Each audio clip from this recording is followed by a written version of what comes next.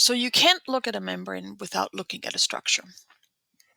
The structure is intimately involved in everything in biology. The structure is intimately involved in its function. And this starts in the very small, in the membrane structure and function. The main player or one of the main players in the main player in your membrane structure and function is the lowly little phospholipid.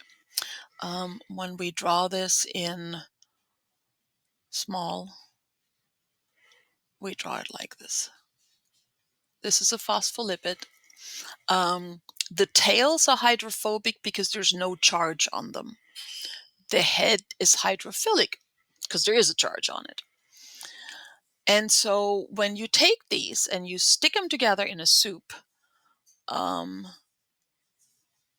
just a whole bunch of them like that, and you throw them into a bunch of water, how do you think they're going to float? Are they going to have their feet up or their feet down, or what are they going to do? And what they're going to do is they're going to heads in the water, feet up, because those feet, they're hydrophobic. They're going to try to stay as far away from the liquid, from the water, as they possibly can. Now, another way to stay away from the liquid, there's two ways to do this. One is to make what's called a micelle, where you just make a circle and you tuck the little hydrophobics in the middle.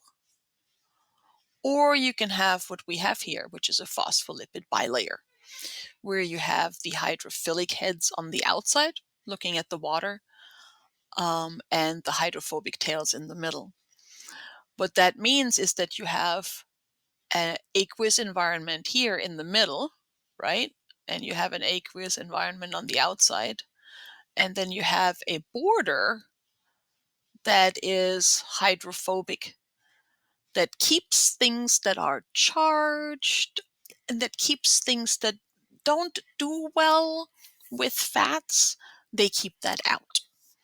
And that's how you make life. You have a structure that provides a barrier. And like I said, if you put phospholipids into a soup just by itself, it actually makes little bubbles of phospholipids just all by itself. Now, your membrane isn't just phospholipids. Your membrane is phospholipids plus stuff. The stuff that we're going to mention here very quickly, I'm going to mention cholesterol.